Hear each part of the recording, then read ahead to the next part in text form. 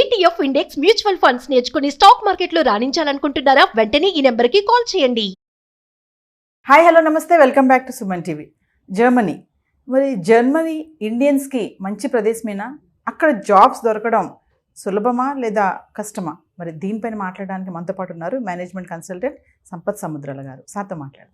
నమస్తే సార్. నమస్తే అమ్మా. సార్, జర్మనీలో ఫుల్ జాబ్స్, ఎస్పెషల్లీ మన ఇండియన్స్కి అని చెప్పేసి కొన్ని ఆర్టికల్స్ అయితే మరి చూస్తున్నాం మనం. ఏంటి సార్ అసలు అది మన ఇండియన్స్కి అక్కడ జాబ్స్ అంటే ఎలా ఉంటుంది అసలు అక్కడ?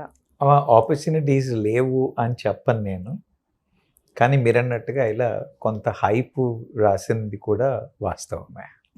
ఓకే, ఎందుకనంటే కొన్ని ఇండస్ట్రీలో అక్కడ కూడా అట్రిషన్ అవుతోంది, అక్కడ కూడా రిసెషన్ అన్న స్టైల్లో ఉంది.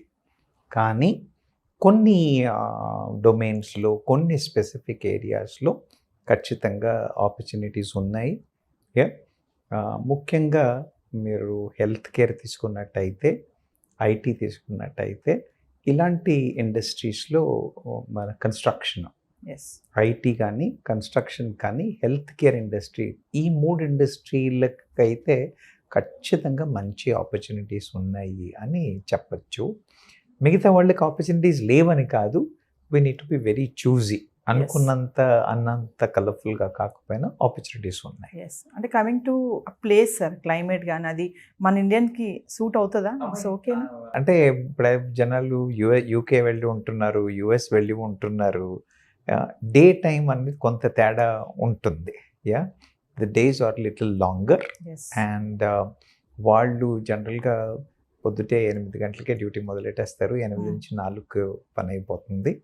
So you will have a good family time after 4. Day time వెళ్తురు కొంచెం ఎక్కువ ఉండే అవకాశాలు ఉన్నాయి. కానీ but otherwise it's a very amiable, European countries కదా, అమియబుల్ కండిషన్సే. People can live. I don't think should be a challenge. అంటే అక్కడ జాబ్ దొరకడం అనేది ఎలా ఉంటుంది? అంటే ఈజీ ప్రాసెస్ ఉంటుంది, ఏమైనా కష్టం పడాలి? అంటే జర్మనీలో ఛాలెంజ్ ఏముందంటే వాళ్ళ వీసా ప్రాసెసింగ్ చాలా క్రిటికల్గా ఉండేది, చాలా టీడియస్గా ఉండేది. కానీ ఇప్పుడు వాళ్ళు కూడా అది ఆలోచించి దాన్ని సింప్లిఫై చేసి తగ్గించడానికి చాలా ప్రయత్నాలు చేస్తున్నారు. ఎందుకంటే వీసా ప్రాసెసింగ్ ఒక ఛాలెంజ్. రెండవది, మన ఇండియన్స్కి అక్కడికి వెళ్తే ఏంటంటే, ఇప్పుడు మీరు హెల్త్ సెక్టర్ కానివ్వండి, కన్స్ట్రక్షన్ కానివ్వండి, కొన్ని ఐటీ కంపెనీస్లో ఇంగ్లీష్ మాట్లాడినప్పటికీ కూడా German language is major requirement. అది కొంత ఇంపిడిమెంట్ అయ్యే అవకాశాలు ఉన్నాయి. జర్మనీ సరిగ్గా ప్రిపేర్ చేసుకుని మరి తర్వాత డొమైన్లో మంచి నాలెడ్జ్, కేపబిలిటీస్, స్కిల్స్ పికప్ చేసుకున్న వాళ్ళకైతే అవకాశాలు బాగుంటాయి. ఏం పెద్ద ఇష్యూస్ ఉండే పరిస్థితులు అయితే లేవు. అంటే ఇక్కడి నుంచి అక్కడికి వెళ్ళి జాబ్ చేయడం అంటే అదేమన్నా మనము అక్కడ ఉన్న గొప్పతనం ఏమంటారు సార్? గొప్పతనం ఏం లేదమ్మా. ఒకటి ఏంటంటే మనకి ఇండియన్స్కి ఏమైనా అలవాటు అయిపోయింది అని ముందు నుంచి కూడా మనకి ఇంకో ప్లేస్కి వెళ్ళి మైగ్రేట్ అయ్యి చేయడం. ఒక్కటి ఏంటంటే కొంత డబ్బు ఎక్కువ వస్తుంది అని. ఓకే, అక్కడ శాలరీస్ నిజంగానే బెటర్గానే ఉంటాయి మనతో కంపేర్ చేస్తే. కనీసం I can say the salaries are far better compare to Indian this thing. Saving చేసుకోవడానికి అవకాశాలు ఉంటాయి, డబ్బులు వెనకసలు వేసుకోవడానికి అవకాశాలు ఉంటాయి. That is one reason why people move. Then ఇప్పుడు ఏంటంటే యుఎస్, యూకే ఇలాంటి కంట్రీస్లో సాచ్యురేషన్ అయిపోయింది. ఈ కంట్రీస్లో ఇంకా ఆపర్చునిటీస్ ఉన్నాయి, రేపొద్దున ఇంకా పెరిగే అవకాశాలు ఉన్నాయి. కాబట్టి ఇప్పుడు వెళితే రేపొద్దున్న కెరీర్ గ్రోత్కి ఆపర్చునిటీస్ ఉన్నాయి. అంటే అన్ని ఇండస్ట్రీస్లో కాకపోయినా స్పెసిఫిక్ చూసిన ఇండస్ట్రీలో మంచి ఆపర్చునిటీస్ ఉంటాయి. The growth will be there. Sir, మనకి అక్కడ జాబ్స్ రావాలి అంటే అవకాశాలు ఎలా ఉంటాయి? మనం ఇక్కడ ఉండి మరి ఏం చేయాలంటే మనం నేర్చుకోవాలా? డిఫరెంట్ లాంగ్వేజ్ పరంగా కానీ అంటే చెప్తున్నాను కదా, ఇక్కడ ఉన్న వాళ్ళకు అవకాశాలు, జర్మనీలో అవకాశాలు చాలా ఉన్నాయి. అక్కడ ఉన్న లేబర్ మినిస్టర్ హెల్ కూడా ఒకసారి అతను డిస్కషన్లో చెప్పాడు, ఇండియాలో దాదాపు 10 మిలియన్ల మంది ప్రతి సంవత్సరం లేబర్ మార్కెట్లోకి వస్తున్నారు. భారతదేశంలో ఇంత ఆపర్చునిటీస్ లేవు, మనం వీళ్ళందరినీ అట్రాక్ట్ చేయొచ్చు, తీసుకురావచ్చు అని అంటే. ఏమిటి మరి ఛాలెంజెస్ అని అంటే, వీసా ప్రాసెసింగ్, అందుకని దాన్ని సింప్లిఫై చేసేద్దాం. ఎస్. లాంగ్వేజ్ని వాళ్ళకి సపోర్ట్ చేద్దాం. అందుకని ఇండియాలో కూడా జర్మన్ నేర్పించే సెంటర్స్ పెట్టారు. They are trying to promote German language in India to make people learn easily and things like that. So చెప్పినట్టుగా జర్మనీ నేర్చుకుని డొమైన్లో క్లియర్గా ఉండి మీరు రెజ్యూమేలో ఏం రాస్తున్నారో అది మీరు నిజం. ఎస్. ఓకే, అంటే మనకి కొంచెం ఇంగ్లీష్ బాగొచ్చు కదా అని చెప్పేసి మన గురించి ఏదో ఎక్స్ట్రా రాస్తాం అనుకోండి, ఇన్ ఆర్ కంట్రీస్ రెజ్యూమేగా పక్కన పెట్టేస్తారేమో. మన దగ్గర వాళ్ళు ఇంటర్వ్యూ చేసినప్పుడు వాళ్ళు ఏం ఎవాల్యుయేషన్ చేశారు చూసుకుంటారు, కానీ అక్కడ ఏంటంటే వాళ్ళు మీరు రెజ్యూమేలో ఏం మాట మాట్లాడితే అది నిజం అని నమ్ముతారు. అప్పుడు ఏమవుతుంది, మీరు మళ్ళీ వెళ్ళిన తర్వాత if you don't have those capabilities you will be in a soup. So you should prepare for those skills and your resume should reflect your perfect skill set. Yes. Yeah, it should not be over exaggerated, it should not be underrepresented and things like that. అలా కాకుండా ఖచ్చితమైన ఇది చేసి వెళ్ళిన వాళ్ళకి మాత్రం అవకాశాలు బాగుంటాయి. People will be able to be successful. మరి ఇన్ని అవకాశాలు ఉన్నా కూడా మన వాళ్ళు వెళ్ళడానికి కొంచెం డౌట్ ఉంటుంది వాళ్ళకి. ఎందుకంటారు, ఆ కన్ఫ్యూజన్ ఎందుకు పడుతుంది? అంటే ఇది రావడానికి ముఖ్యమైన కారణం ఏంటంటే it is not an English speaking country. అది ముందు వచ్చిన ఛాలెంజ్. మనం జర్మనీ నేర్చుకుని వెళ్ళాలి. ఓకే, ఆ తర్వాత అక్కడికి వెళ్ళిన తర్వాత ఇప్పుడు నేను చెప్పాను కదా, timings is one this thing. And మన దగ్గర వచ్చినంత లేబర్ ఈజీగా దొరకదు. కాబట్టి మన పనులు మనం చేసుకోవాలి, మన కారు మనం తుడుచుకోవాలి, మన బట్టలు మనం ఉతుక్కోవాలి, మన వంట మనం వండుకోవాలి అన్న కండిషన్ అన్నమాట. రెండవది, మీరు ఆ యూరోపియన్ దేశాల్లోకి వెళ్ళినట్టయితే వాళ్ళు ఫుడ్ హ్యాబిట్స్ మన food habits are not same. Especially when it comes to vegetarians it's a big problem. వెజిటేరియన్స్కి చాలా చాలా కష్టం. వీగన్, వెజిటేరియన్ మన దేశంలో అన్ని రకాల ఉన్నారు, అవునా? ఈవెన్ ది నాన్ వెజిటేరియన్స్ మన దగ్గర non vegetarians are not hard core non vegetarian. ఎప్పుడో ఒకసారి అకేషనల్గా ఉంటుంది, కానీ they should be considered as vegetarians only. అక్కడికి వెళ్తే అక్కడ మీకు నాన్ వెజ్ తప్పితే వేరే దొరకదు. So that is one challenge. Your language is one problem. Getting accustomed to the food habit is another problem.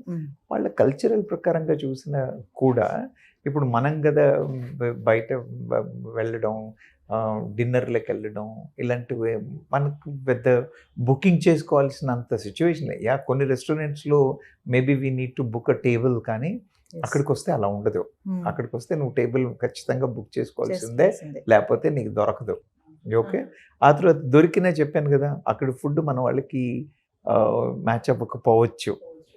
పోనీ వండుకుందామా అని అంటే, ఫర్ ఎగ్జాంపుల్ మన ఆంధ్ర తెలంగాణ వాళ్ళకి వచ్చినట్టయితే మనకు కావాల్సిన spices, it is not a spicy food, there foods are mostly bland. ఈ spicy food దొరకదు. పోనీ అంటే మీరు బర్లిన్ లాంటి సిటీస్లో ఉన్నారనుకోండి, ఇండియన్ సూపర్ మార్కెట్స్ ఉంటాయి కాబట్టి అన్నీ దొరికే అవకాశాలు ఉంటాయి, కాబట్టి మనం ఇంట్లో వండుకోవడానికి వీలవుతుందేమో. కానీ when you go in to deeper Germany into కొంత డిస్ట్రిక్ట్ లెవెల్లో మన సెకండ్ లెవెల్ టౌన్స్లోకి వెళ్ళినప్పుడు, వాటిలోకి వెళ్ళినప్పుడు ఎంత ఫెసిలిటీస్ ఉండకపోవచ్చు.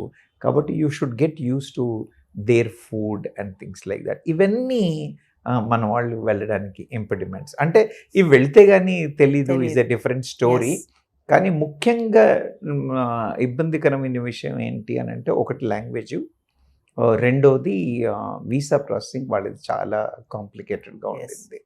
అయితే ఇప్పుడు they are simplifying the visa because they are waiting for people to come. They want India to come there.